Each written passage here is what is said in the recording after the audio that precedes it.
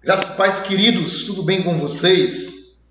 Nós vamos iniciar mais uma aula da nossa disciplina, o Pentateuco, e hoje nós vamos falar sobre o livro do Êxodo, o livro que vai narrar a saída dos israelitas do Egito até a terra de Canaã.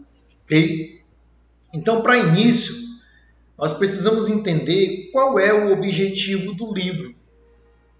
O objetivo principal do livro de Êxodo não é narrar sobre a saída do povo do Egito, sobre a libertação do povo da escravidão. O livro do Êxodo tem como seu objetivo principal explicar a natureza de Deus e responder à pergunta: quem é o Senhor? Então, essa é a finalidade do livro: apresentar a natureza de Deus. Deus se apresenta no livro do Êxodo como um ser relacional e também como um ser pessoal, certo? Deus liberta o seu povo, mas liberta o seu povo para se relacionar com ele, para habitar no meio dele. Então, ele é um livro sobre o conhecimento da pessoa de Deus por meio de uma experiência pessoal. E Deus sempre vai tomar a iniciativa aqui de se revelar para o seu povo. Ele se revela por palavras, por sinais, por maravilhas, por milagres. Então, no livro de Êxodo, nós enxergamos Deus como um ser majestoso, como um ser poderoso, como um ser santo, como um ser justo, como um ser misericordioso. Então, ele traz uma série de atributos sobre a natureza de Deus. Então, ele é dividido em duas partes.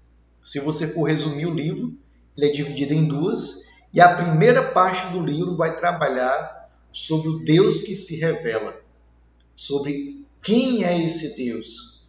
Então, a primeira parte fala sobre Deus que é um ser pessoal.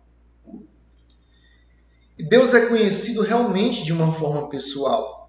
E tudo começa ali quando Moisés, na terra de Midian, já com 80 anos de idade, ele passou 40 anos no Egito e dali fugiu com medo de ser assassinado, porque acabou assassinando um egípcio.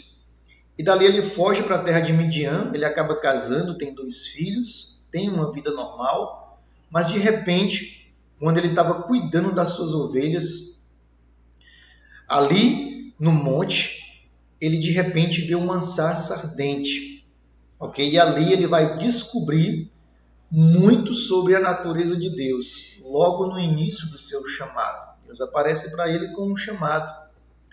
E ali ele faz uma pergunta interessante para Deus. Ele diz: quando eu chegar diante dos israelitas e lhes disser, o Deus dos seus antepassados, de Abraão, de Isaac, de Jacó, me enviou a vocês. E se eles me perguntarem qual é o nome dele, o que eu vou dizer, Deus, para aquele povo? Então Deus, ele vai trazer uma resposta. Ele vai dizer que o nome dele é Iavé ou Yahweh. Essa é a resposta de Deus. Mas antes da gente entender um pouco da resposta de Deus, eu queria que você observasse esse mapa. E nós temos aqui, do seu lado esquerdo, aqui mais na região norte, a região de Gósen, onde os israelitas habitavam ali no Egito. E temos aqui o rio Nilo e o local onde o povo parou antes do mar se abrir, aqui em Pi-Hairote, certo? Temos aqui o Egito, temos aqui Pi-Hairote, temos aqui o Mar Vermelho e temos aqui o deserto do Sinai, onde se encontra o Monte Sinai. Monte Sinai, onde Deus entregou a lei para o seu povo. Estamos aqui, logo aqui à sua direita, na parte mais sul, a região de Midian, esse ponto amarelo. A região de Midian foi onde Moisés foi morar depois que fugiu do Egito. E foi aqui que Deus apareceu para ele. Deus estava em silêncio desde a época de Jacó. Ele não falou mais com os filhos de Jacó de forma direta. Ele só vem falar de forma direta agora com Moisés, mais ou menos depois dos passados de 400 anos, ok? Mais ou menos. Então, Deus se apresenta com o seu nome. Moisés pergunta qual é o nome de Deus. E ele vai falar o seu nome, ok? E ele fala para Moisés, diga para o povo, o meu nome é Iavé. É isto que você dirá aos israelitas. Iavé me enviou até vocês. Então Deus tem um nome. E ele se identifica como Iavé ou Yahweh. Perceba que no nome de Deus, no original, ele não tem vogais. As vogais são acrescentadas depois com o texto massorético dos judeus. O texto que apresenta vogais, certo?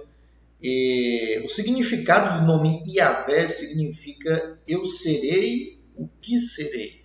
Essa é a tradução mais correta do que eu sou o que sou. Porque o verbo ali é usado no futuro e não no presente. Então, ele fala, eu serei o que eu serei, que dá uma ideia de autoexistência. Ele não é criado. E ele não se define a uma só natureza. Deus ele não pode ser resumido em uma natureza. Então, ele é o que é no momento certo. Ele é o que é, no momento que ele precisa ser, certo? Ele manifesta os seus atributos no momento correto, no momento preciso. Então, ele será o que ele será na hora que precisar. É isso que significa. E é muito interessante que o nome Iavé, na maioria das nossas Bíblias, ele não aparece. E tem um motivo. Você sabe que para a Bíblia chegar até nós, passou por um longo processo. E o texto original de Moisés, ele não existe mais. Então, o que nós temos hoje são traduções vindas de cópias e cópias e cópias e demais cópias e longas cópias do texto original de Moisés. Então, o escriba, que era quem escrevia o texto, ele tinha uma preocupação tão grande em não escrever o nome de Deus de qualquer jeito ou usar o nome de Deus em vão, que ao invés de colocar o nome Iavé, eles colocam ali o nome Adonai, que significa meu Senhor. Então ali em nossas Bíblias não tem o nome Iavé, tem o Senhor, mas para estar ali no original o nome Iavé ou Yahweh, ok? Mais tarde o nome Iavé ele foi substituído, ou na verdade nem substituído, algumas igrejas usam esse nome como nome Jeová ou Jeová, certo? Que é o resultado da junção ali do nome Adonai com o nome Iavé. Eles usam as vogais do nome Adonai e acrescenta no nome Iavé. Mas o nome Jeová, no original, ele não existe na Bíblia, porque ele é uma junção. O nome correto é o nome Iavé, certo? Então, esse é o nome de Deus. Eu sou o que sou, ou eu serei o que serei, certo? Deus ele não se resume em um atributo, certo? Em apenas um nome, certo? Um nome não pode definir Deus, ok? Então é mais importante Deus se apresentar através do seu caráter do que com um nome que não consegue explicar quem é esse Deus, certo?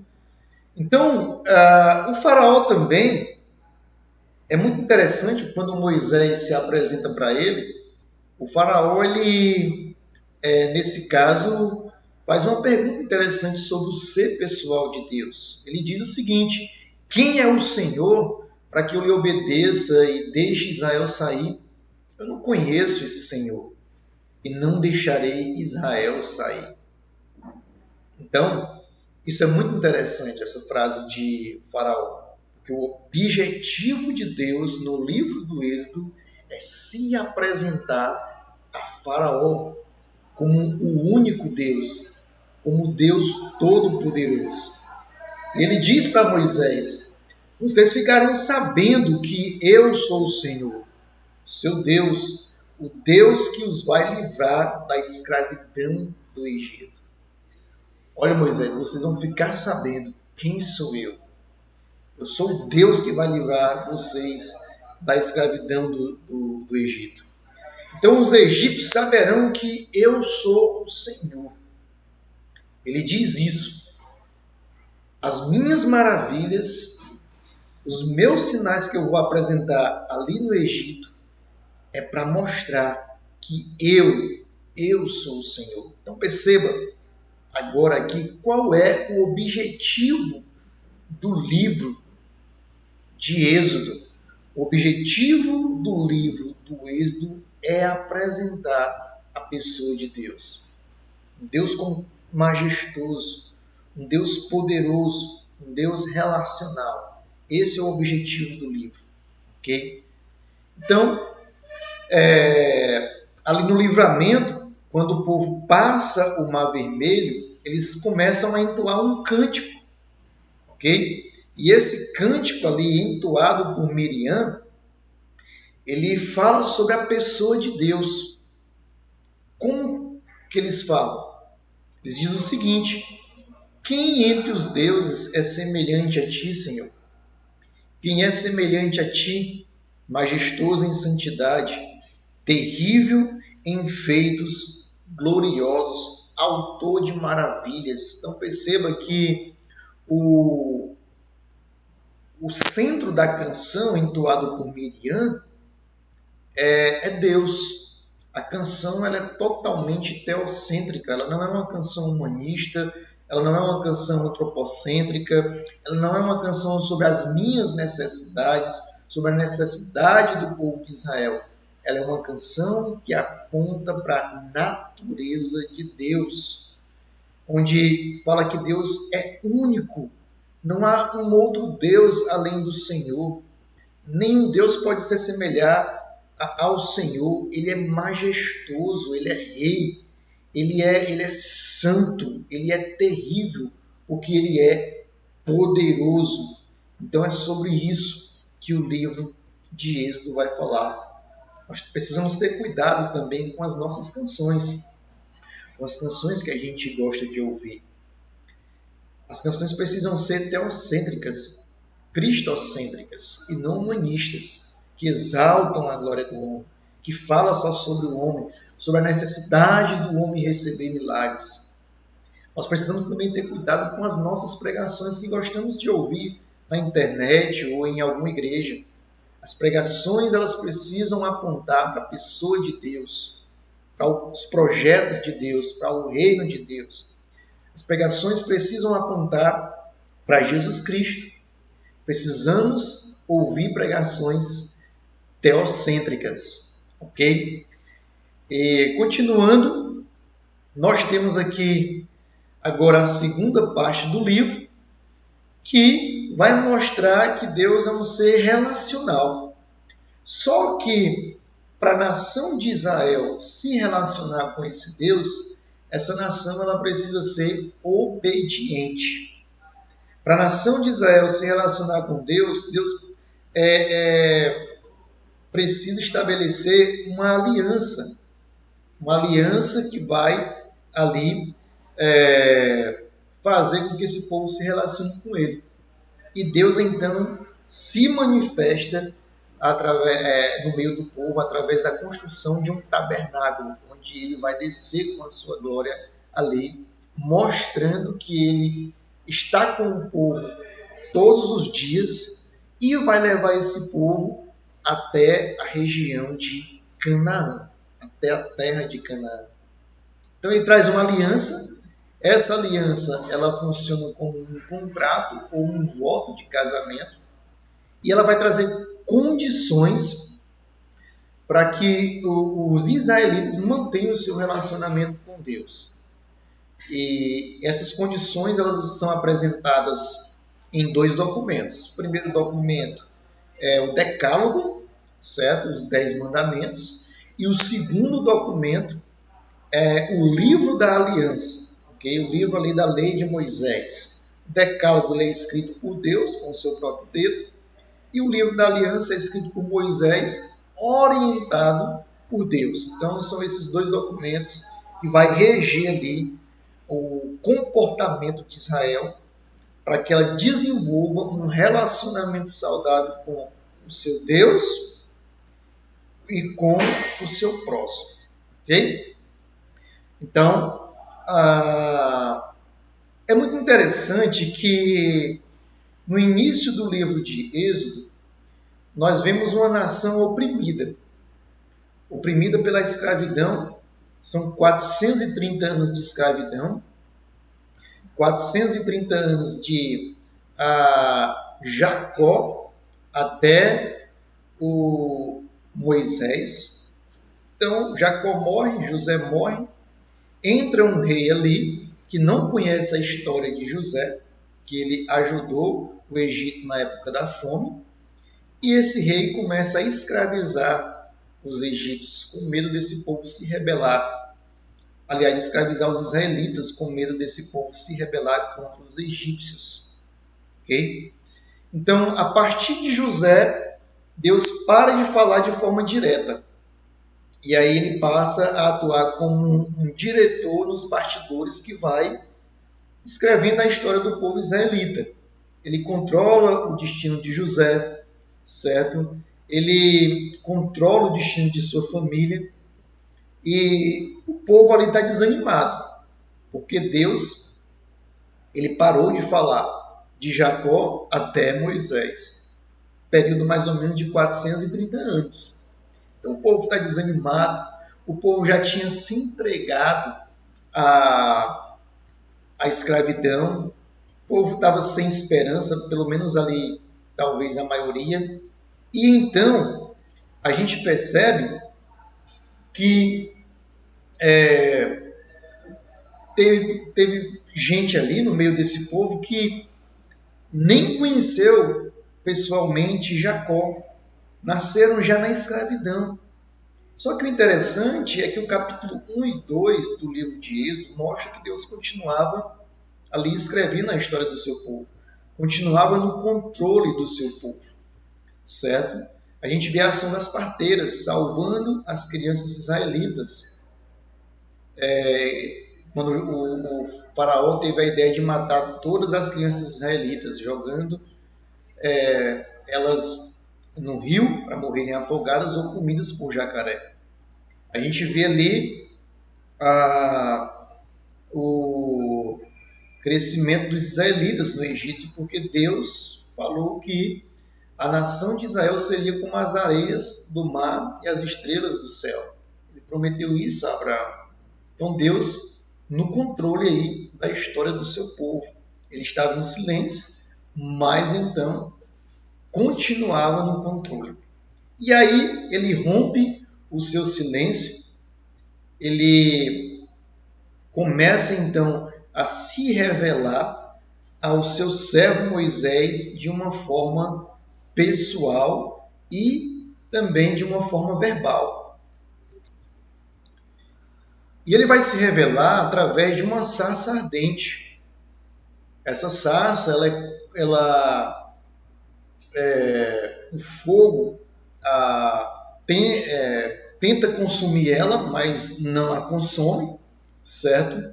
Na verdade, Deus usa o fogo para então simbolizar algo. O que é que o fogo simboliza? O fogo simboliza a presença de Deus.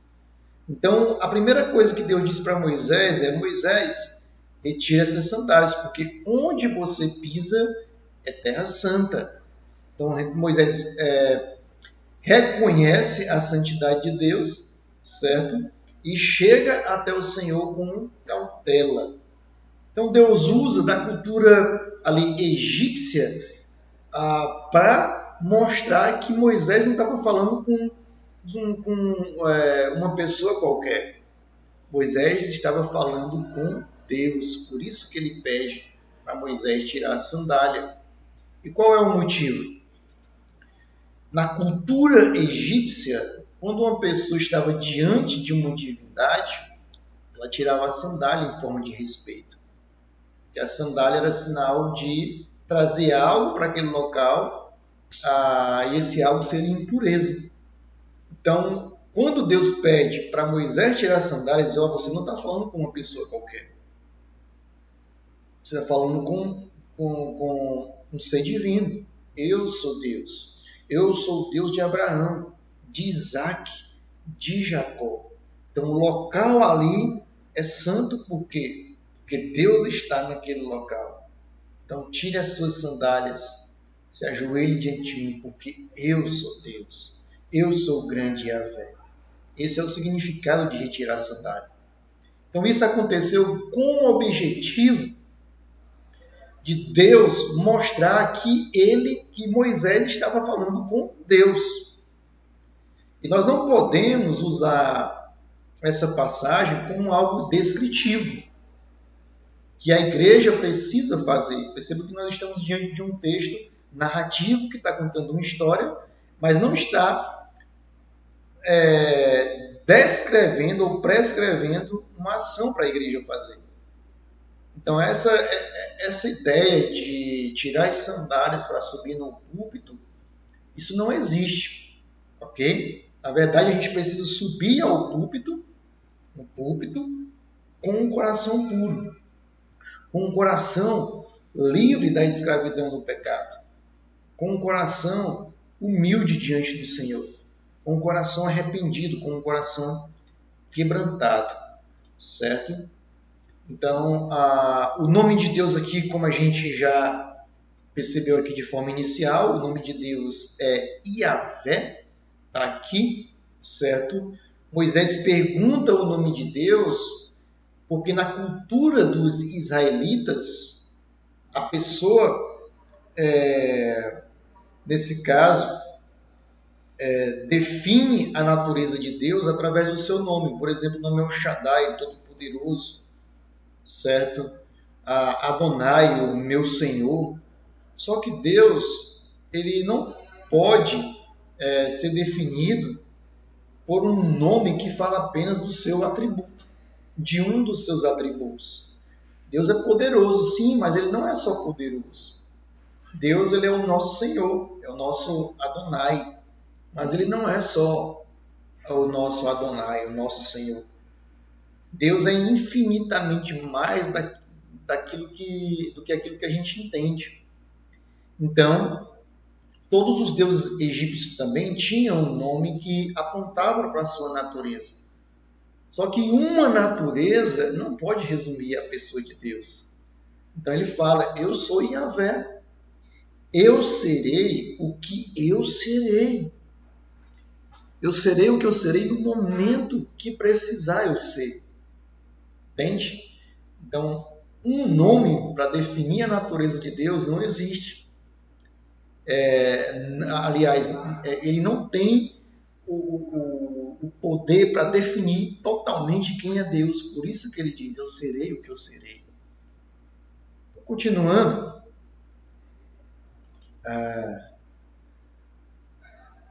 a gente tem aqui o nome Yahvé também, mostrando que ele é autoexistente e que ele é adorado por gerações anteriores e pelas gerações ainda por vir.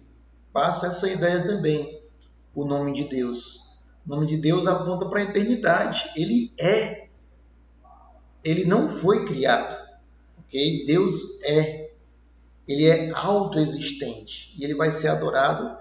Ele foi adorado pelas gerações anteriores. Ele é adorado hoje. E vai ser adorado pelas gerações posteriores. Okay? Então Moisés ele se dirige a Faraó, ele deve primeiramente procurar os anciões israelitas, e quando ele for a Faraó, ele vai solicitar que Faraó deixe o povo israelitas a adorar a Deus ali no deserto por 3 dias. E aí o Faraó não vai querer deixar. E o próprio Deus alerta Moisés, dizendo: eu sei que o rei do Egito não vai deixar vocês sair, a não ser que uma mão poderosa os possa. Ok? Então ele diz assim: por isso estenderei minha mão e ferirei os egípcios com todas as maravilhas que realizarei no meio deles. Depois disso é que ele vai deixar vocês sair. E aí Deus fala algo bem interessante aqui. Ele mesmo diz: eu vou endurecer o coração dele para não deixar o povo ir. Então aqui é uma passagem talvez curiosa e pode levar alguma pessoa a dizer que Faraó não teve responsabilidade com tudo que aconteceu no Egito e com tudo que aconteceu com ele, porque Deus endureceu o seu coração. Mas o que de fato significa endurecer o coração de Faraó? Nós precisamos entender que o coração de Faraó, ele já se encontrava endurecido. O coração de Faraó era orgulhoso, prepotente. Faraó era o grande rei do Egito. Ok? O Egito era uma grande nação. A própria palavra de Deus diz que o coração do Faraó endureceu, ele não quis dar ouvidos a Moisés e Arão. E Deus chega a falar que o coração do Faraó está obstinado. Então, o que nós entendemos quando Deus fala que o coração, que ele vai endurecer o coração de Faraó, é que Deus ele vai entregar Faraó a si mesmo. Deus vai entregar Faraó à sua própria prepotência, ao seu próprio orgulho. E esse é o pior estágio na vida de um homem que esse homem pode enfrentar. É Deus entregar o homem a si mesmo, aos seus desejos. Deus ele se revela ao homem, ele toca em sua consciência, mas o homem o rejeita.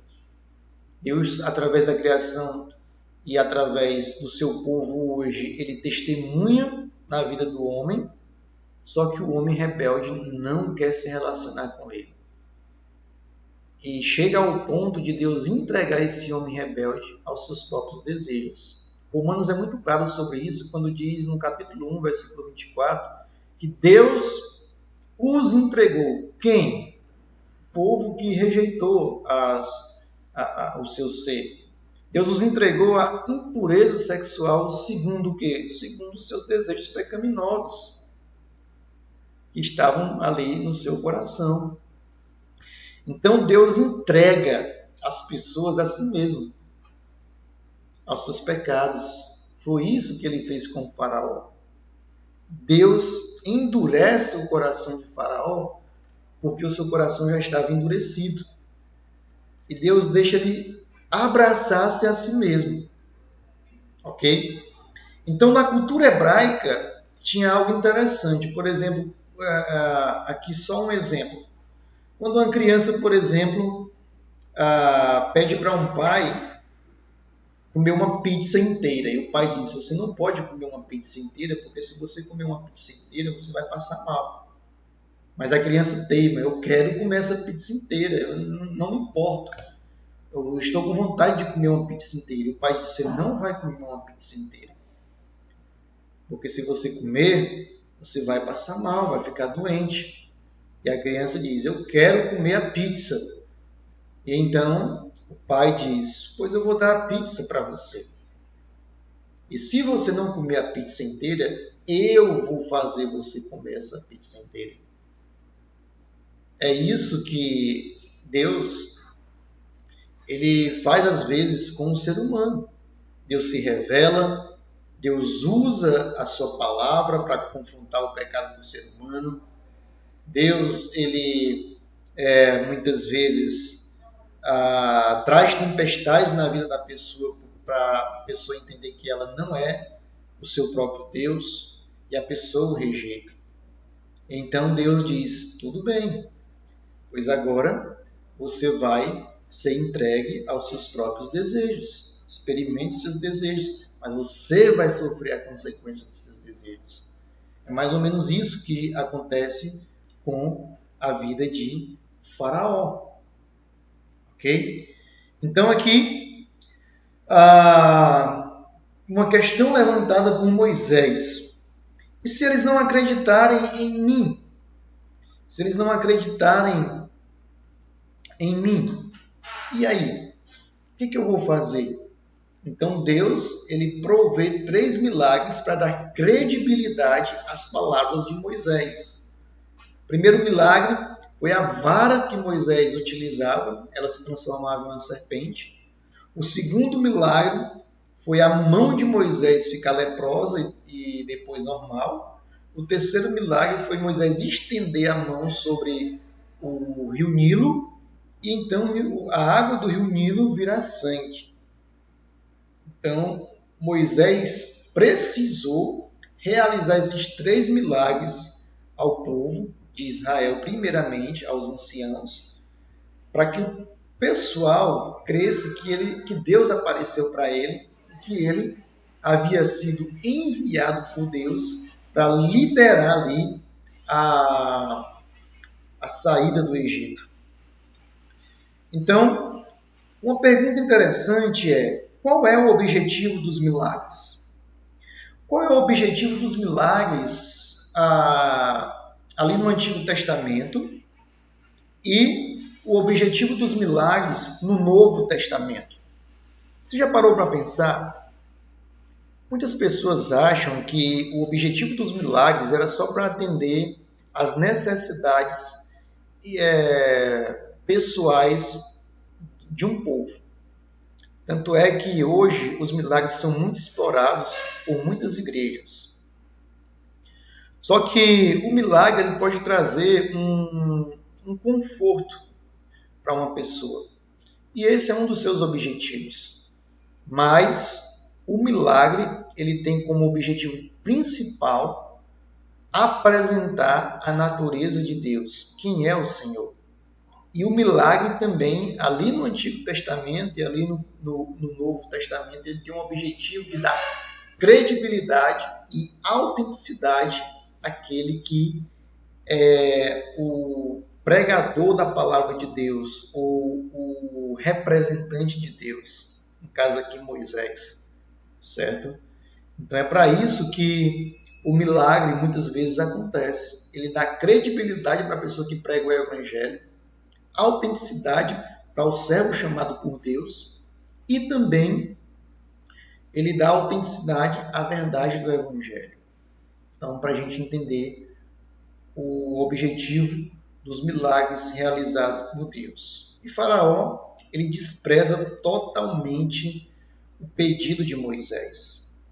Ele é irônico, pois quem é Yahvé para que eu lhe obedeça e deixe Israel sair? Eu não conheço Yahvé. Aqui no panteão egípcio não tem um Deus chamado Yahvé. Eu nunca prestei culto a ele. Então, esse Deus que eu não conheço não vai fazer com que eu deixe o pessoal sair. Não vou deixar ninguém sair. Então, olha só como é interessante o livro do Êxodo. O livro do Êxodo responde a pergunta: quem é o Senhor? Então, primeiramente, Deus se revela aqui a Moisés de forma pessoal e verbal. Deus se revela a Arão. Deus se revela aos anciãos. E agora Deus vai se revelar aos egípcios. Então, esse é o objetivo de Deus: se revelar, revelar o seu grande poder e mostrar que Ele é o único Deus. Ok? Então, continuando aqui, Deus então vai enviar sinais e maravilhas no Egito. ok? E ele envia 10 pragas, e todas essas pragas, elas confrontam diretamente os deuses dos egípcios. Essas pragas, elas não são aleatórias, essas pragas não são enviadas sem serem planejadas. Na verdade, elas foram muito bem planejadas para confrontar cada deus egípcio.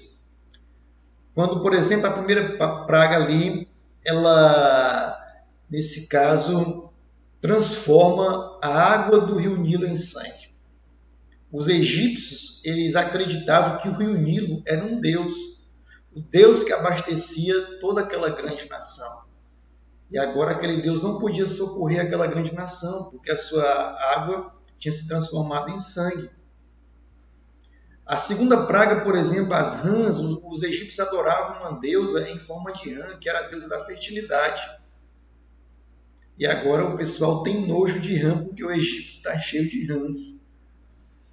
E na terceira praga, nós temos aqui a praga dos piolhos. E é na terceira praga que os magos e os feiticeiros de Faraó vão dizer a seguinte frase: isso é o dedo de Deus. A partir da terceira praga, eles não conseguem imitar os sinais enviados por Deus. Eles imitaram a transformação do bastão em uma serpente. Aí a serpente de Moisés comeu as serpentes dos feiticeiros de Faraó. Imitaram a proliferação de rãs. Imitaram as águas do rio Nilo se transformando em sangue. E uma lição que nós aprendemos com isso é que o mundo das trevas, ele tem poder sobrenatural. Os demônios têm poder. Então a gente vê a manifestação de Deus, mas também nós vemos a manifestação aqui dos demônios. E eu fico imaginando como que estava a cabeça de Moisés aqui, nessa luta espiritual, nessa guerra espiritual. Enfrentando um rei egípcio, ok? Que estava sendo influenciado e ajudado por demônios. Nós vemos aqui os feiticeiros dos faraó também realizando milagres, certo? Moisés estava diante de uma grande batalha espiritual. E aí vem a praga das moscas, da pestilência. Nós temos aqui úlceras espalhadas por animais e pelos egípcios. Nós temos um granizo que vai destruir as plantações e alguns animais. Depois vem os gafanhotos para comer o resto das plantações. Nós temos aqui a escuridão, que ficou tão escuro que as pessoas pensavam que poderia apalpar a escuridão, certo? E nós temos aqui a praga da morte dos primogênitos, que ela vem através aí da Páscoa. Okay? Deus, ele pede para o pessoal realizar uma refeição, certo? E essa refeição mais tarde vai ganhar o nome de Páscoa, a festa da Páscoa, onde os israelitas comemoram a sua liberdade do Egito. E Deus diz o seguinte para Faraó: Israel é o meu primeiro filho. Perceba que a nação do Egito, ela é mais antiga do que Israel. Mas quem é que Deus escolhe como aquele que vai ganhar a herança do pai? Ele escolhe Israel, o seu primogênito, aquele que tem direito à herança. Então Israel é o meu primeiro filho, e eu já lhe disse que deixe o meu filho ir para estar-me culto. Mas você não quis deixá-lo ir, por isso eu matarei o seu primeiro filho. Isso é muito duro. O Egito, que matou os primogênitos de Deus, que são os descendentes de Abraão, ali no capítulo 1, jogando-os no rio Nilo, agora vai experimentar a vingança do Senhor, que vai matar os seus primogênitos. Ok? Então é muito interessante no chamado de Abraão, quando Deus fala: Abraão, quem abençoar você, eu vou abençoar. Eu vou amaldiçoar quem te amaldiçoar. Ali Deus está dizendo: eu tenho um projeto contigo. E quem entrar no meio desse projeto vai ser amaldiçoado, porque em ti serão benditas todas as famílias da terra. E o que o faraó do Egito estava fazendo aqui era matando os descendentes de Abraão, trazendo maldição para a sua terra, ali no capítulo 1. Ok? Então eles vão fazer uma refeição, que é a Páscoa, certo? E ela envolvia uma refeição sacrificial que deveria ali ser realizada por cada família dos israelitas, certo? Então vamos aqui verificar como essa refeição ela funcionava. Ela era celebrada na noite do 14º dia do primeiro mês. Ela precedia o início da festa dos pães sem fermento, os pães asmos, que era no 15º dia. Ok? E aí os israelitas hoje eles comemoram a Páscoa e na época também de Jesus também comemoravam e eles ofereciam o seu primogênito e os seus também os seus animais machos, os primogênitos machos, os seus animais, também ao Senhor em forma de agradecer a Deus pela sobrevivência e libertação dos israelitas ali do Egito. Então, como que deveria funcionar? Primeiramente, um cordeiro deveria ser sacrificado. Perceba como isso é interessante. O cordeiro era sacrificado e o seu sangue deveria ser colocado nas vigas laterais e superiores das portas. Okay? E a carne do animal ela deveria ser comida ali pelas famílias. Se uma família fosse pequena, deveria se unir com outra família. Então, esse ritual Deus usa de forma didática para apontar para algo maior, que é a Páscoa realizada pelo Senhor Jesus Cristo. Ok?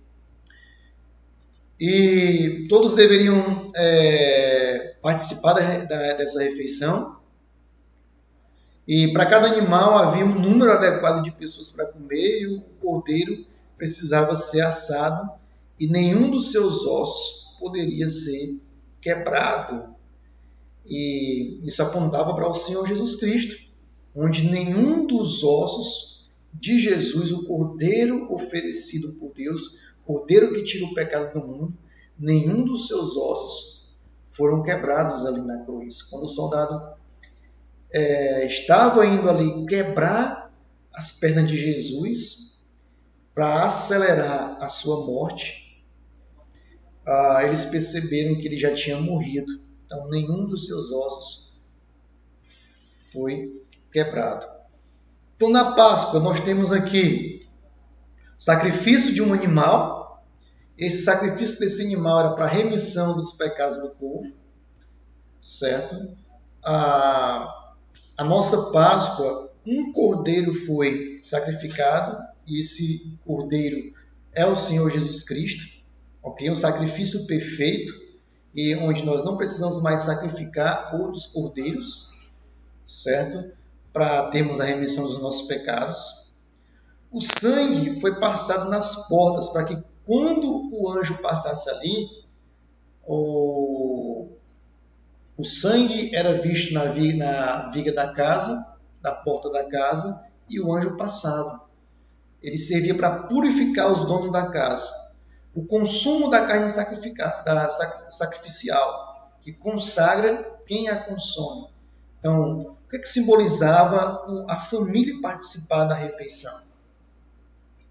Quando eles comiam a refeição, eles estavam declarando: eu estou participando desse ritual realizado por Deus. Então esse ritual ele servia para santificar o povo, certo? Como uma nação santa e separada por Deus. Tanto é que Deus chega a afirmar: dizendo o seguinte: hoje eu vou fazer diferença entre os egípcios e os israelitas. Ok? Então, nós temos aqui a palavra Páscoa. Páscoa do hebraico significa Pessah ou Pesach, que significa passar por ou passar de lado. Então o anjo, quando viu o sangue na porta da casa, ele passava de lado. E aquela porta que não tinha o sangue, o anjo entrava e matava o primogênito do filho egípcio. A palavra de Deus diz que o sangue de Jesus Cristo nos purifica de todo pecado. Então aquele que crê em Jesus Cristo é purificado e justificado pelo sangue do Cordeiro, e a morte não tem poder sobre ele. Então perceba como a Páscoa ali no Egito apontava para algo muito maior. Nós temos aqui os pães ázimos ou asmos, que são os pães sem fermentos, ok? Esse pão era sem fermento porque o próprio livro de Deuteronômio 16:3 fala: pois foi às pressas que vocês saíram do Egito. O pão era sem fermento porque a refeição foi feita naquela noite ali da última praga e não dava tempo para a massa levedar. O pessoal tinha que comer a pressas e o pão não fermentou. Alguns estudiosos vão dizer também que o fermento simboliza a corrupção dos egípcios, onde os israelitas não deveriam se corromper com os costumes dos egípcios. O Novo Testamento vai tratar muito o fermento como algo pecaminoso. O próprio Senhor Jesus Cristo vai dizer que vai aconselhar os seus discípulos a não abraçarem o fermento dos fariseus, ok? Não abraçarem aí o fermento dos fariseus. Então, continuando aqui, nós temos aqui as ervas amargas, que simbolizavam a vida amarga durante 430 anos de escravidão ali no Egito. Também era comida ali durante a refeição, certo? E a Páscoa de Israel, ela vai marcar o momento em que Israel se torna uma nação. Israel não era uma nação.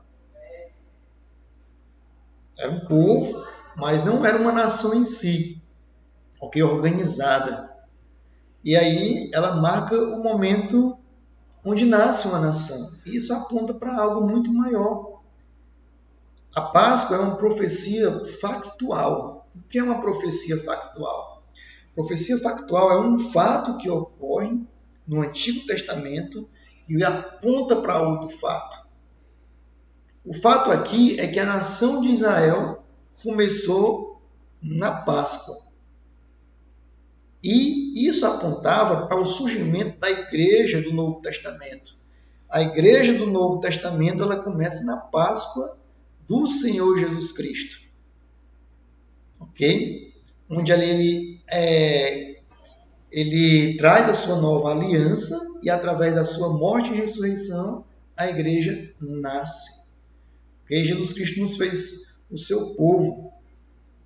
A nação de Israel foi liberta da escravidão do Egito. Nós fomos libertos da escravidão do pecado. A nação de Israel chegou até Canaã. Jesus Cristo nos levou aos reinos celestiais através da salvação, a Nova Jerusalém.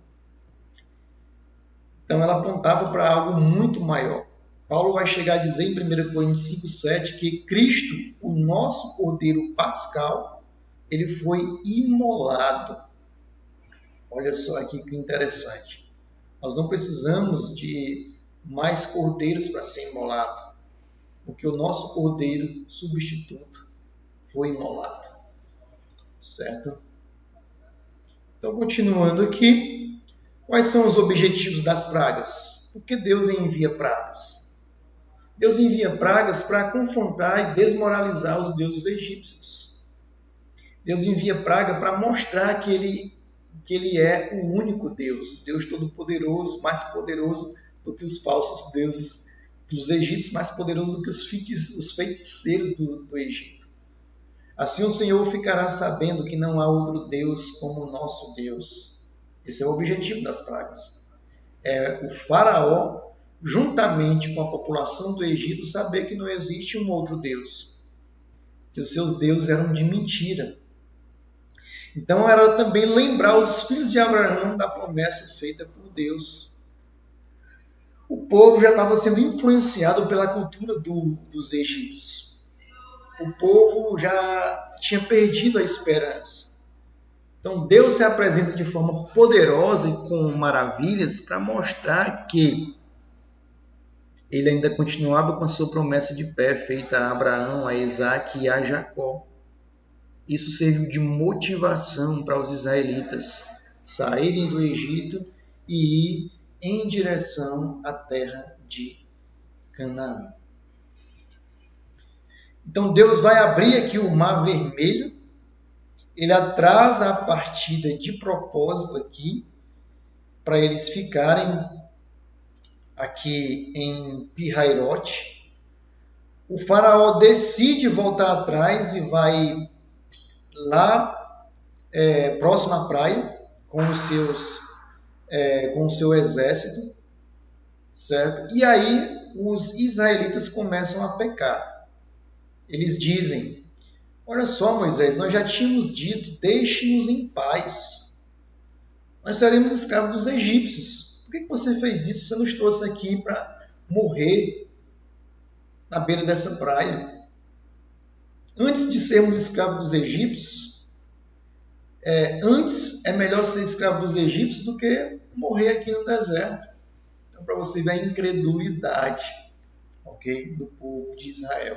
O povo que viu as 10 pragas, agora diante de uma adversidade, eles já começam a murmurar e a duvidar novamente do poder de Deus. Isso vai ser constante durante os 40 anos de peregrinação do povo de Israel ali no deserto. Perceba que aqui eles poderiam fazer uma viagem de 7 dias até Canaã, mas por causa do seu pecado, eles vão circular pelo deserto aqui durante 40 anos, como se estivessem andando em círculos, ok? Por causa do pecado.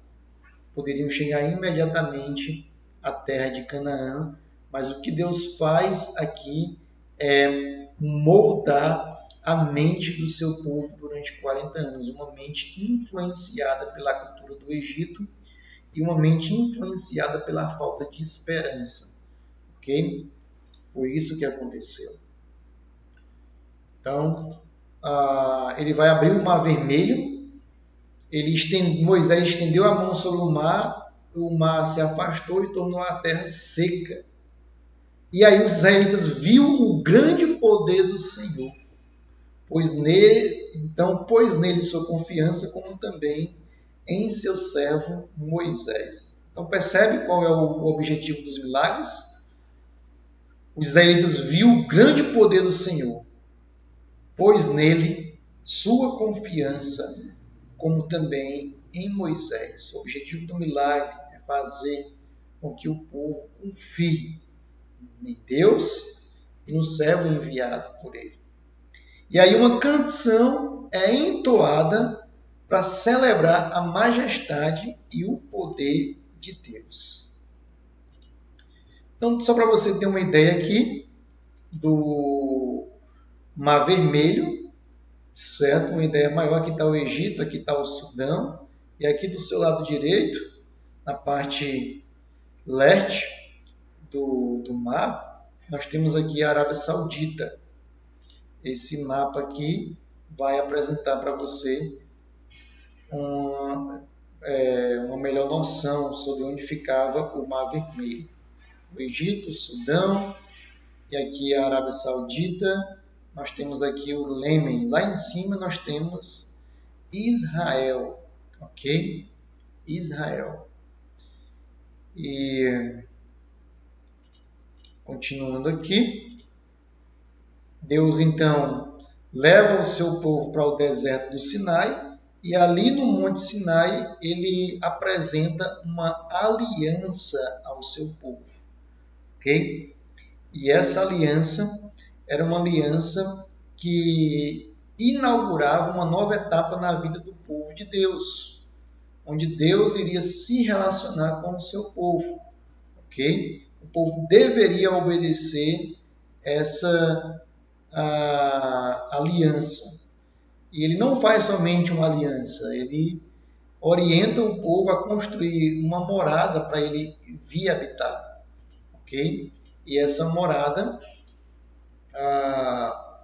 ela deveria ser construída exatamente como Deus ordenou para ser construída, ok? Qual era o objetivo de Deus? Se manifestar ao seu povo e mostrar que ele estava presente ali no meio do seu povo, encorajar o seu povo a chegar até Canaã. Esse é o objetivo de Deus, através da construção do tabernáculo. Temos aqui a aliança do Sinai, como eu já falei.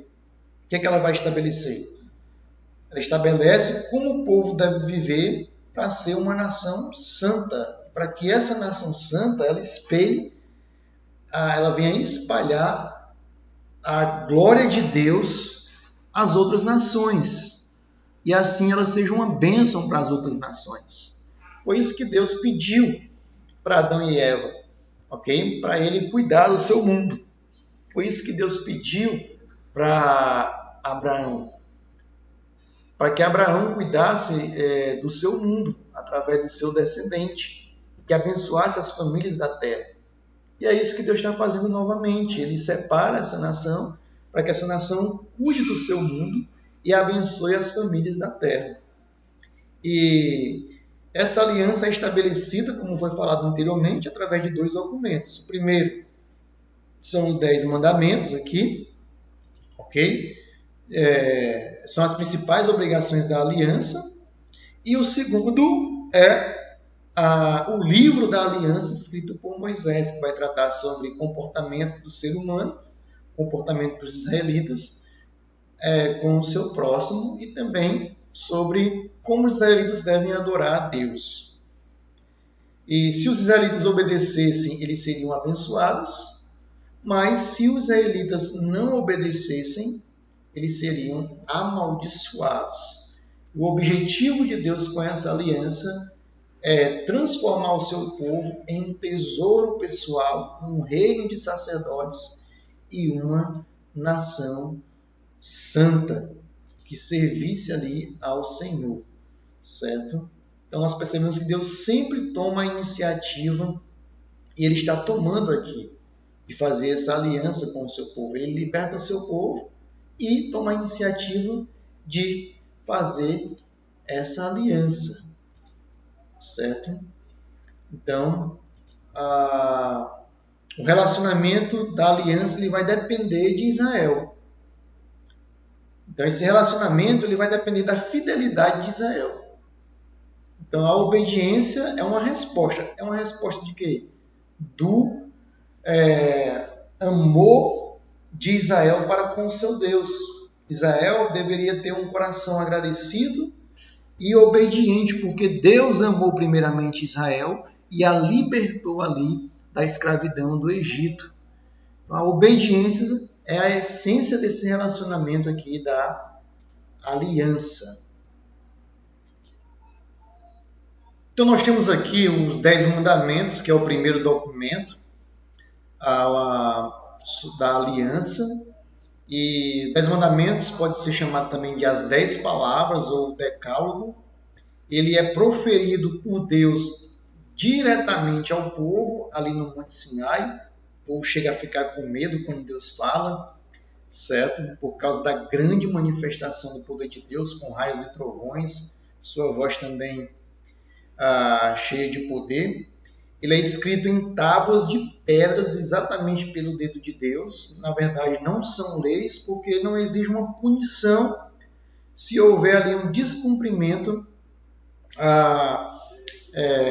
desses mandamentos. Já no livro da aliança, que Deus pede para Moisés escrever, tem algumas punições, e é por isso que temos ali a lei de Moisés, ok?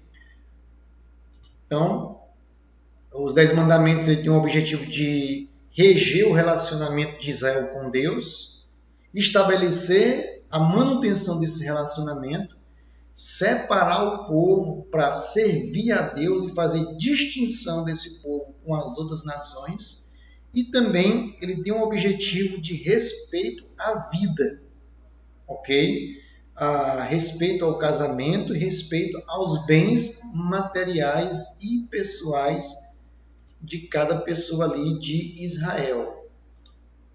Então, o primeiro mandamento, nós temos aqui um mandamento relacionado à pessoa de Deus, porque se esse mandamento for cumprido, ok? Todos os outros mandamentos terão facilidade de serem cumpridos. Okay? O primeiro mandamento é: não terá outros deuses diante de mim. Deus exige do seu povo uma lealdade exclusiva. Ok? Então, esse mandamento ele vai sustentar a aliança. Porque se o povo ama a Deus diante de todas as coisas, esse povo ele não vai ter o seu coração influenciado por um bem material, pela corrupção moral ou por um outro Deus. Então o povo deveria adorar somente a Yahvé. Não farás para ti imagens esculpidas. Os egípcios gostavam de fazer demais isso aqui. E Israel foi influenciado pelo Egito durante 430 anos. Então, tentar caracterizar Deus através de uma imagem, na verdade, vai distorcer a verdadeira natureza de Deus. Então, eles não poderiam, de modo algum, tentar representar Deus através de uma imagem. Ok? E também não fazer nenhum outro tipo de escultura que representasse um outro Deus. Não promover a adoração a outros deuses. Então, não tomarás o nome de Yahvé, teu Deus, em vão. Não tome o nome de Deus, de Yahvé, em vão. O povo deveria ter o maior cuidado possível a falar o nome de Deus, ou invocar o seu santo nome. Ok? Então, o nome de Deus não poderia ser usado de qualquer maneira. Hoje é muito comum o nome de Deus ser usado em conversas com piadas. É muito comum o nome de Deus ser usado para enganar a igreja. É muito comum o nome de Deus ser usado para promover uma comoção no coração das pessoas. Quando uma pessoa fala em nome de Deus, todo mundo fica comovido. O nome de Deus muitas vezes é usado para uma pessoa se autopromover. O nome de Deus é muitas vezes usado para as pessoas querer alcançar os seus próprios objetivos. Ninguém quer saber de Deus, mas o nome de Deus pode ser usado para se alcançar objetivos. É só falar o nome de Deus. Então a gente precisa ter cuidado de como usar o nome de Deus. O nome de Deus não é um nome comum. Nós não gostaríamos que o nosso nome fosse usado de qualquer maneira. Em uma roda de piada, por exemplo. Nós não gostaríamos que o nosso nome fosse usado em uma mentira. Muitas pessoas falam em nome de Deus, mas Deus nunca falou nada para elas dizerem. Elas dizem que estão falando em nome do Senhor, mas Deus não disse nada. Então nós precisamos ter muito cuidado ao usar o nome do Senhor. Então lembra-te do dia de sábado. O sábado ali era um sinal do relacionamento da aliança iniciada no Sinai. Então a pessoa que deixava de guardar o sábado, ela mostrava desprezo ao relacionamento entre o Senhor e Israel. O sábado ele apontava para algo maior. Ele era uma sombra do descanso na cidade celestial. Então eles deveriam descansar por um dia na semana, e esse descanso apontava para o descanso eterno na cidade celestial, onde todos os crentes em Jesus Cristo terão descanso da sua natureza pecaminosa, desse mundo caído. Então, o sábado ele deveria ser observado ali no Antigo Testamento. No Novo Testamento, a igreja já começa a guardar o primeiro dia do Senhor. Nós vemos isso no livro de Atos, a igreja guardando o primeiro dia, porque Jesus Cristo ressuscitou nesse dia, o Espírito Santo desceu nesse dia, inaugurando ali o envio dos discípulos de Cristo na pregação do Evangelho. Então, o que deve ser observado aqui é mais a essência do que o próprio dia. Qual é a essência? Eu preciso parar. Eu preciso parar um dia na semana e entender que mesmo eu parando, Deus está no controle. Nada sai do controle de Deus. Se eu parar, Ele continua cuidando da minha vida. Eu não sou o Deus que controla a minha vida, é Deus que controla. Eu preciso parar para adorar com a minha família. Eu preciso parar para estar em comunhão com os meus irmãos. Esse é o objetivo, ok? Do dia do sábado. Então perceba que até aqui todos os mandamentos estão relacionados à pessoa de Deus. E se eles forem cumpridos, os outros mandamentos também serão cumpridos, ok? Serão fáceis de se cumprir. Então, a partir do quinto, já começa a ser um mandamento horizontal, ok? De relacionamento com o meu próximo. Aí vem, honra o teu pai e a tua mãe. A palavra honra aqui dá uma ideia aqui de liderança, onde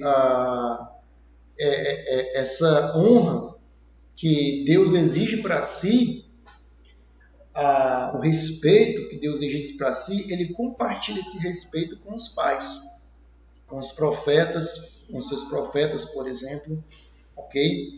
Então, os pais assumem aqui uma figura de líder, é como se fossem representantes de Deus dentro de casa, diante dos seus filhos. Então, esse mandamento é tão sério que o filho que fosse rebelde, ele deveria ser apedrejado ali no meio do povo de Deus. Então, esse mandamento é bem interessante porque se Deus é adorado, com certeza os pais serão respeitados. Se uma pessoa adora a Deus de verdade, se uma pessoa é convertida, ela vai honrar os seus pais, ela vai respeitar os seus pais. Se os meus pais são respeitados, se eu respeito a liderança do meu pai, eu não vou ter nenhum problema na sociedade, no meu cotidiano. Eu vou respeitar também o próximo. Então é uma consequência, ok?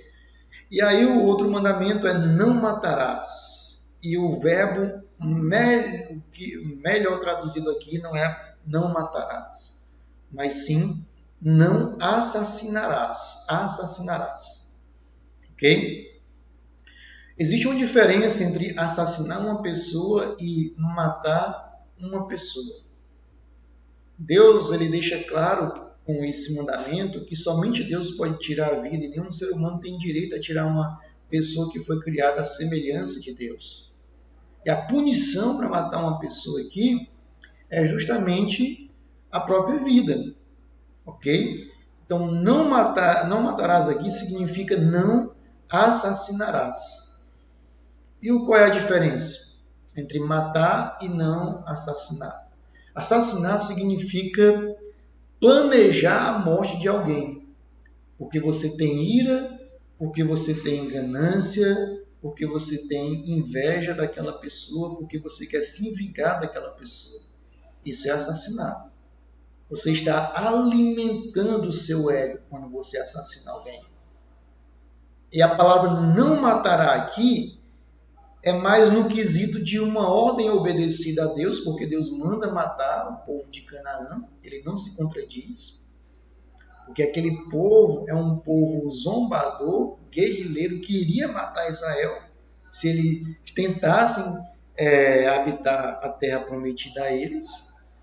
E não matar também está relacionado à ocasião onde você se defende.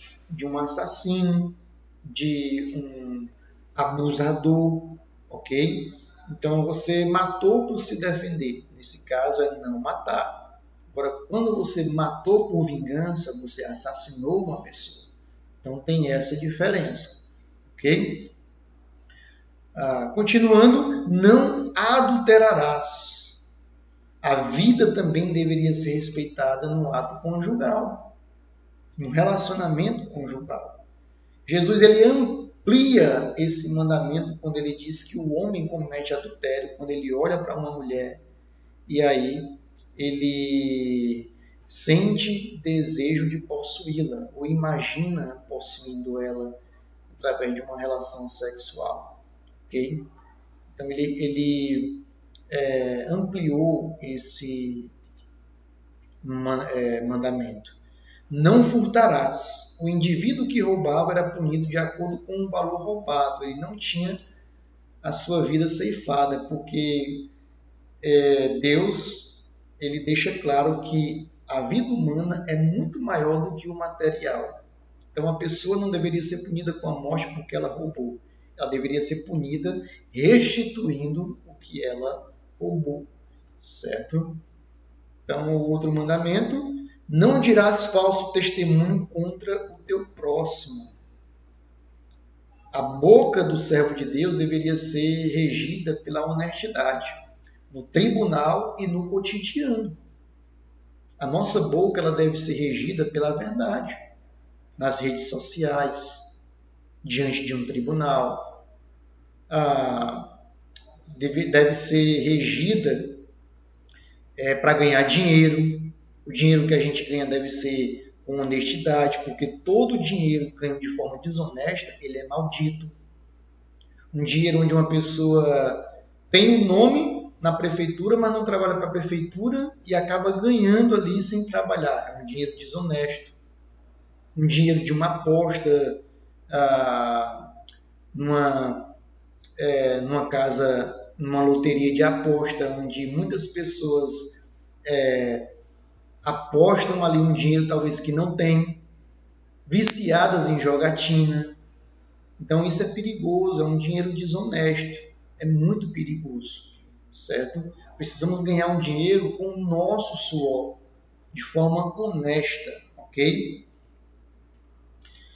Então não cobiçarás, nada poderia ser cobiçado, nem a mulher do próximo, nem o esposo da próxima, certo? E nem o bem do meu próximo, ok?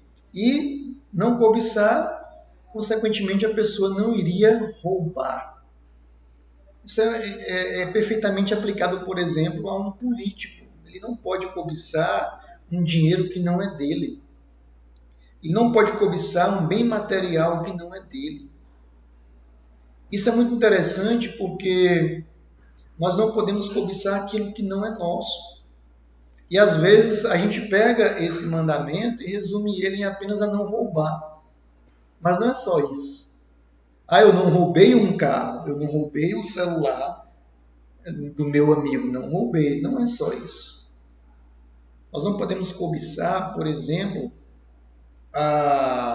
um emprego que não é nosso, uma vaga que não é nossa. E para a gente conquistar aquela vaga, a gente vai abrir mão dos nossos ensinamentos cristãos. Para a gente conquistar aquela vaga, a gente vai mentir. Nós não podemos cobiçar uma aposentadoria que ainda não está no momento de ganhá-la. E aí eu vou mentir para o governo para eu ganhar aquela aposentadoria. Nós não podemos cobiçar um dinheiro na empresa maior do que aquele dinheiro que a gente pode ganhar. E aí a gente vai ter que mentir, porque a gente está cobiçando ganhar algo mais. E a gente precisa usar a mentira.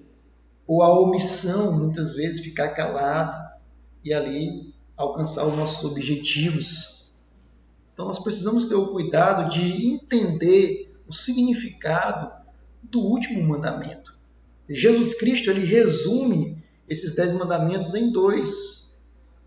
Ama o teu Deus de todo o teu coração, com toda a tua força, com toda a tua alma, e ama o próximo como a ti mesmo. Ora, se você amar a Deus com todo o teu coração, com toda a tua força, com todo o teu entendimento, com toda a tua alma, você vai obedecer os outros mandamentos. Se você amar o próximo como a ti mesmo, você vai obedecer o seu pai, você não vai cobiçar, você não vai matar. Então, esses mandamentos eles são resumidos em 2 pelo Senhor Jesus Cristo. E essa adesão não é algo mecânico, ela é algo que é de dentro para fora, que ele sai da nossa alma, uma alma obediente vai externar essa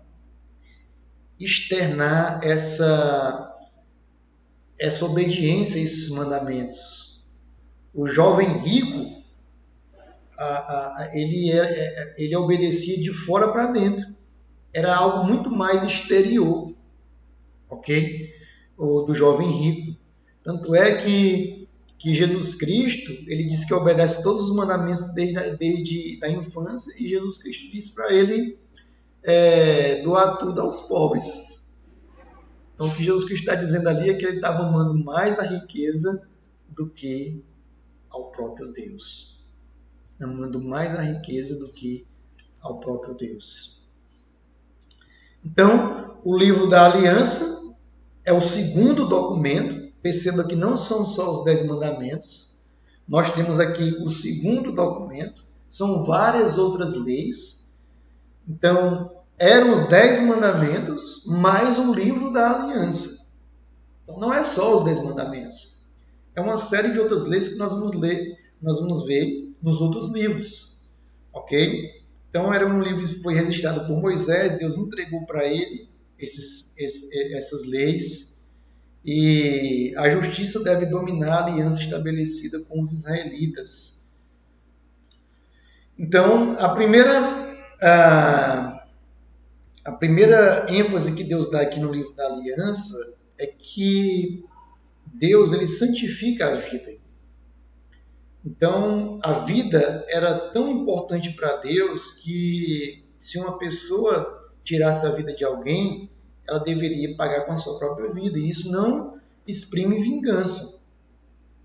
Mas aí dá a ideia para o pessoal de Israel que o crime é tão grave, certo, que para haver um pagamento justo, a pessoa teria que perder também a sua vida que cometeu esse crime. Certo? Então, para você ver como Deus santifica a vida. Só Ele pode tirar a vida de qualquer forma. Somente Deus pode tirar a vida. Certo? Então aqui a gente entende também que o aborto ele é um pecado. Um ser humano ele só vai se desenvolver se Deus soprar a vida nele. Então, por mais que um ser humano veio a essa terra de uma forma estranha ou de uma forma gerada através de uma relação sexual, Deus soprou aquela vida. Ok? E Ele tem em sua soberania, uma justificação para isso, por permitir que aquilo acontecesse. Ele soprou, aquela vida só veio porque ele soprou. Nós, seres humanos, nós não temos capacidade de gerar uma vida por nós mesmos. Para uma vida surgir, Deus precisa soprar. Então, o aborto também, ele é pecado. Ok? Então, tem as regras morais, ok? No livro da aliança, e todos deveriam ser tratados de forma igual, independente da classe social. Os ricos não devem ser favorecidos por meio de suborno. Olha só como a palavra de Deus ela é muito linda. Já pensou se a gente vivesse isso aqui em nossa sociedade? Os ricos, os políticos, não podendo ser favorecidos por meio de suborno, ok? A gente não vender o nosso voto, a gente não influenciar político corrupto. Então, as testemunhas não devem ser influenciadas pela pressão local. O testemunho deve ser verdadeiro. A verdade deve guiar o servo de Deus. Os estrangeiros não devem ser maltratados e nem explorados. Palavra de Deus. Isso aqui acabaria com as histórias de escravidão da nossa sociedade. Escravidão que eu falo como no Brasil colonial, por exemplo, não na escravidão que existe na Bíblia, onde alguns eram escravos. A escravidão ali é totalmente diferente da escravidão colonial. Cuidado com as viúvas, os órfãos, necessitados e os pobres. Os servos de Deus deveriam cuidar das viúvas, dos órfãos, dos necessitados e dos pobres. E em relação às festas religiosas, o pessoal deveria separar o sábado e todas as festas deveriam estar pautadas nesse mandamento, não invocar nenhum outro Deus. Okay? Não invocar nenhum outro Deus. Então Deus se revelou de diversas formas no Monte Sinai, ele se revela de diversas maneiras. As pessoas deveriam se consagrar primeiramente antes de se apresentar no Sinai. Moisés chega a colocar uma barreira em torno do monte para impedir que as pessoas tivessem contato direto com Deus, porque, segundo Êxodo 19, 23, Deus santificou aquele lugar. Então não é de todo jeito que a gente se encontra com Deus. A gente aprende isso. O povo se consagrava para chegar à presença do Senhor. Então eu trago para o culto, onde a gente cultua Deus. Deus está sendo cultuado ali no domingo no templo. A gente tem que ter reverência. A gente não pode, por exemplo, deu vontade de ir ao banheiro, tudo bem.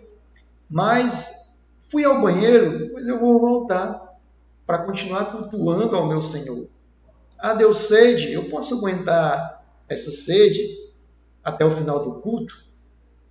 Posso aguentar essa sede até o final do culto? Não, não posso. Tudo bem, eu vou descer, mas se um irmão meu estiver lá tomando, vou dar um oi para ele, tudo bem, mas vou subir, eu não vou ficar falando sobre futebol, ou da escola, ou do trabalho. Não, Deus está sendo cultuado, estou cultuando a Deus. Eu tive que descer para tomar água, ou para ir ao banheiro, mas eu vou voltar para cultuar o Senhor.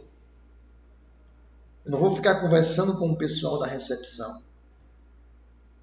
Então, Deus precisa ser cultuado com reverência, com temor.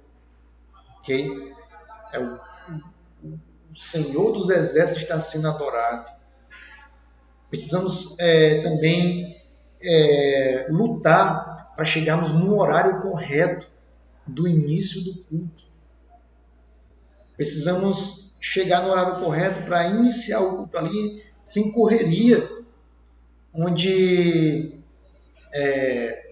os ministros de louvores começam a cantar, mas o meu coração ainda está turbulento com o trânsito lá fora, o meu coração ainda está turbulento com as coisas lá de fora, porque eu cheguei atrasado. A gente precisa chegar um pouco antes na casa do Senhor e precisamos lutar em relação a isso.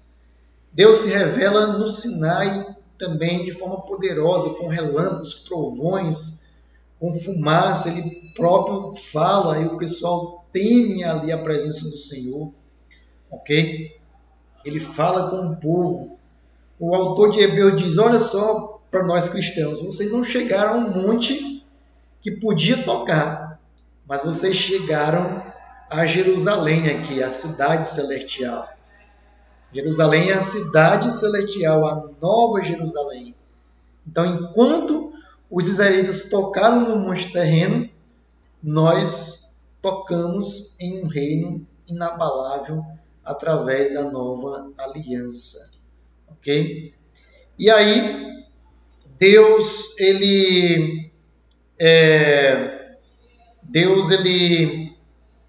nesse caso, enquanto falava com Moisés, Deus disse, desce lá que o povo criou um bezerro.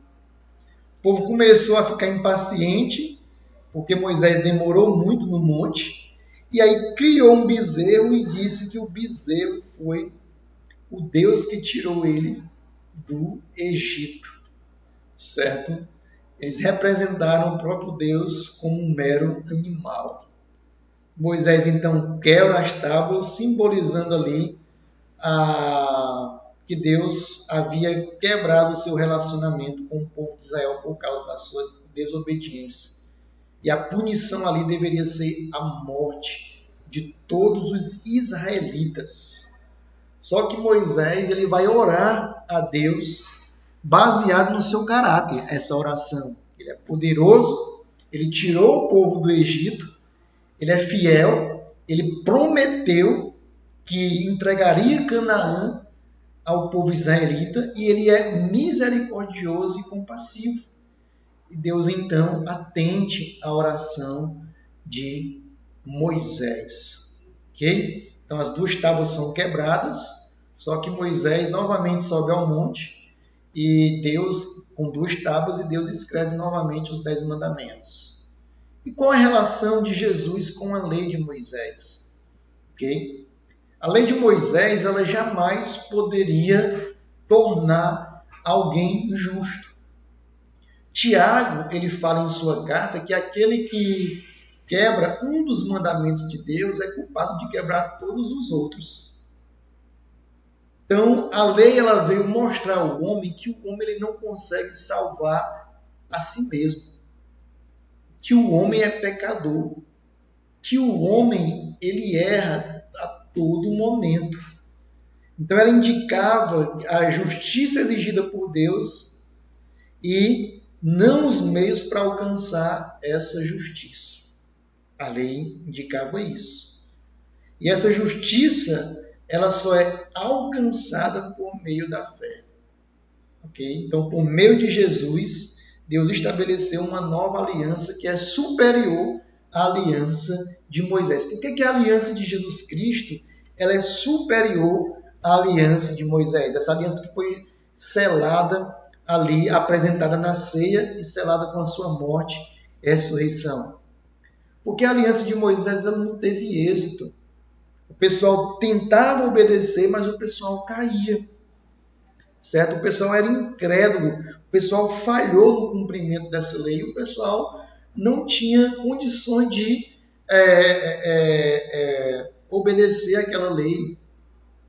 Então, a nova aliança, certo? Inaugurada por Jesus, ela é superior porque Jesus Cristo cumpriu a lei em nosso lugar. Jesus Cristo não pecou. Jesus Cristo é o nosso representante diante de Deus.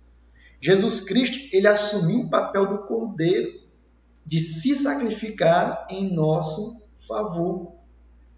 E aí, o cordeiro que era sacrificado todo ano, agora foi Jesus foi sacrificado apenas uma vez em nosso favor, de uma vez por toda. E os nossos pecados são perdoados, os pecados de ontem, de hoje e de amanhã. Nós não precisamos de um cordeiro para morrer no ano que vem. Entende? A antiga lei ela foi escrita em pedras, a nova lei ela é escrita em nossa mente. E o Espírito Santo nos capacita a obedecer os mandamentos de Deus. Esse é o Espírito Santo. Ok? Então, a antiga lei, o perdão do pecado era limitado. Você está perdoado hoje, mas se você pecar amanhã, você precisa trazer novamente um cordeiro. Então a lei de Moisés ela veio para mostrar que nós pecamos o tempo todo e que merecemos da misericórdia de Deus. E agora, com o sacerdócio de Cristo, ele morreu por todos os nossos pecados. Ok? Então, essa é a tenda do encontro. Antes do tabernáculo ser construído, Moisés se encontrava aí com Deus. Deus falava com Moisés.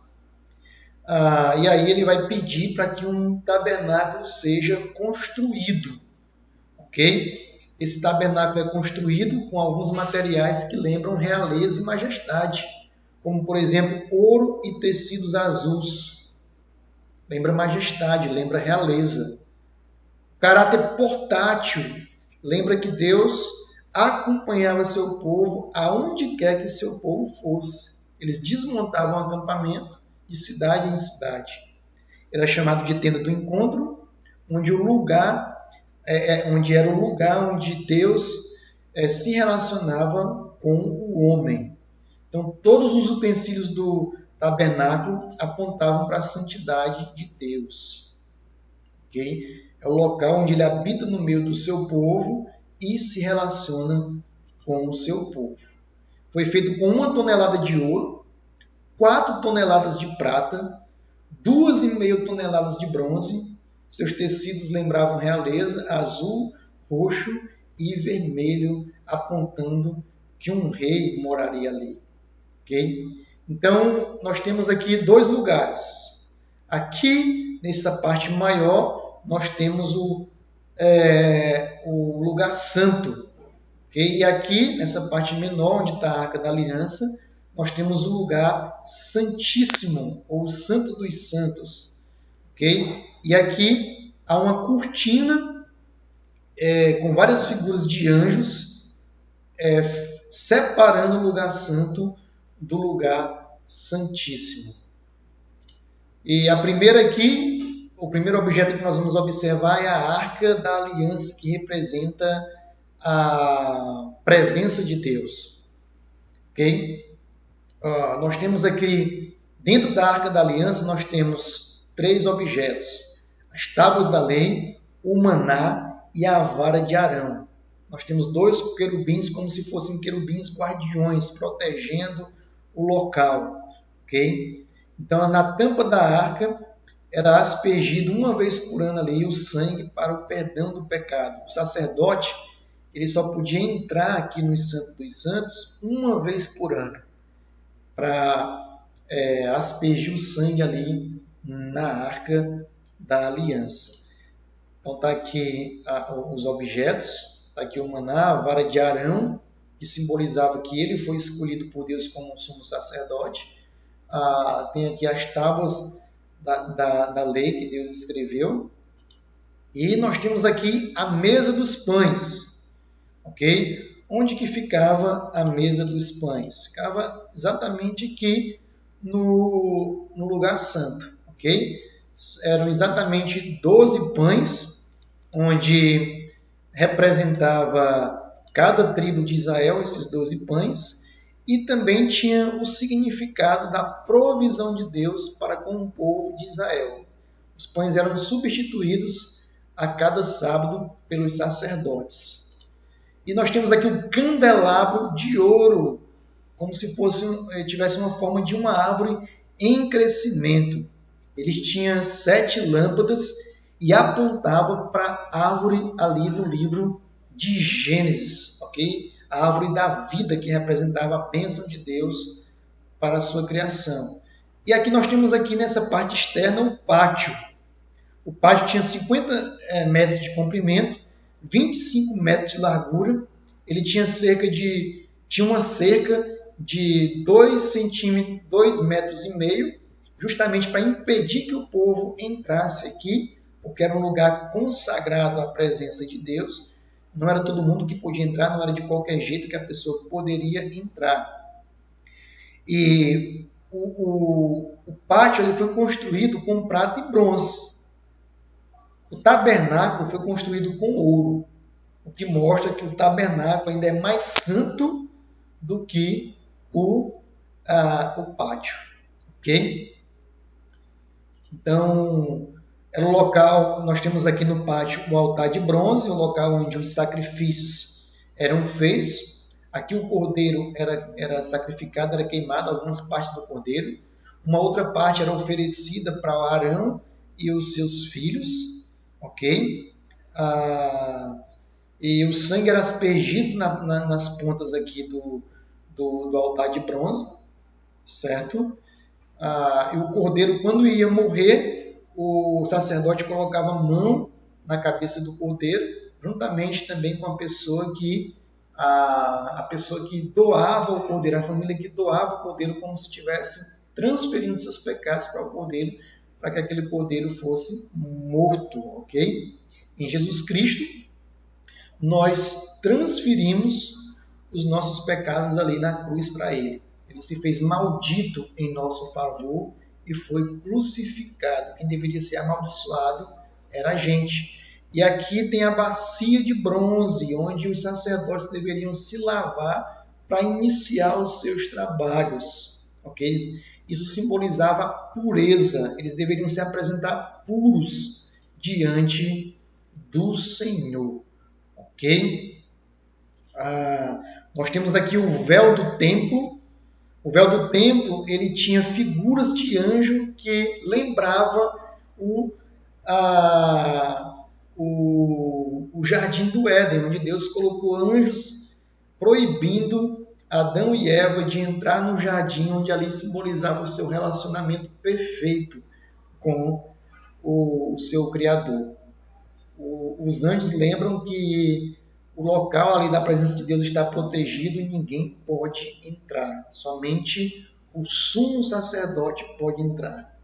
Nós temos um sumo sacerdote que é o Senhor Jesus Cristo, que entrou nesse lugar e intercedeu ou intercede por nós. Okay? E aqui está a roupa do sumo sacerdote. São roupas que lembram também honra, para você ver como o trabalho do sacerdote era valorizado. Aqui, na parte inferior da sua roupa, nós temos sinos, onde ele entrava aqui no Santo dos Santos. Se ele fizesse alguma coisa errada, ele era morto por Deus, e aí a pessoa ouvia o barulho, ok, do sino, e aí puxava ele numa corda, não poderia nem entrar. Para você ver como é sério a forma que o pessoal tratava a adoração a Deus. Hoje as pessoas querem adorar a Deus do seu próprio jeito, da sua própria forma, mas adorar a Deus é algo muito sério. Ok? E nós temos a distribuição aqui do acampamento. Perceba como a tribo de Judá era a tribo mais populosa. A tribo de Gade e a de Benjamim e Manassés eram as menores. E aqui nós temos aqui no número 2, 3 e 4, também uma tribo pequena, a tribo dos levitas, que ficavam ao redor do tabernáculo aqui, de onde sai essa fumaça, essa nuvem que representa a presença de Deus. E aqui no número 1 ficava a família de Moisés e Arão. Ok? Então a distribuição do acampamento era dessa forma. Qual é a conexão do tabernáculo com o Novo Testamento? Ele é uma sombra, certo? Do Deus que está no céu se manifestando no meio do seu povo. No tabernáculo nós tínhamos um véu separando o lugar santo do lugar santíssimo. Com a morte de Jesus, esse véu foi rasgado e agora todos nós podemos entrar nesse tabernáculo. Ok? Jesus, o grande sumo sacerdote, ele entrou na presença de Deus e intercedendo por nós. Ele continua intercedendo. Então, a adoração hoje não está mais restrita a um lugar particular. A adoração era feita no tabernáculo ou no templo de Jerusalém, que era uma forma mais sofisticada do tabernáculo. Agora, o ser humano ele pode adorar a Deus em qualquer lugar. Não existe um lugar mais santo, porque Deus habita nesse ser humano. Então, todo crente é um templo do Espírito Santo e todo crente hoje é um sacerdote. Nós temos o sacerdócio real. Todos nós podemos entrar na presença de Deus e falar a sua majestade para as pessoas. Em João 1,14 fala: e o Verbo se fez carne e tabernaculou entre nós. Vimos a sua glória. Então, quando Deus entrou no tabernáculo, o povo viu a glória de Deus. E agora, Jesus Cristo tabernaculou entre nós, ou seja, armou o seu tabernáculo entre nós. Ele se fez carne e nós podemos contemplar a sua glória. Em Jesus Cristo, Deus veio morar conosco. Então, o livro de Êxodo, ele finaliza com a construção do tabernáculo, Deus vindo morar nesse tabernáculo e a glória de Deus se manifestando nesse tabernáculo de forma visível a todo mundo através da nuvem e da coluna de fogo. Então, esse é o livro do Êxodo. Eu espero que você tenha sido edificado com essa aula. Eu vou pedir só para que você, como forma de presença, coloque o seu nome completo, certo? Aí nos comentários do vídeo. Então você vai colocar o seu nome completo nos comentários do vídeo como forma de presença, ok? Que Deus te abençoe e que você continue firme, aprendendo mais sobre a palavra do Senhor. Estamos juntos. Até mais.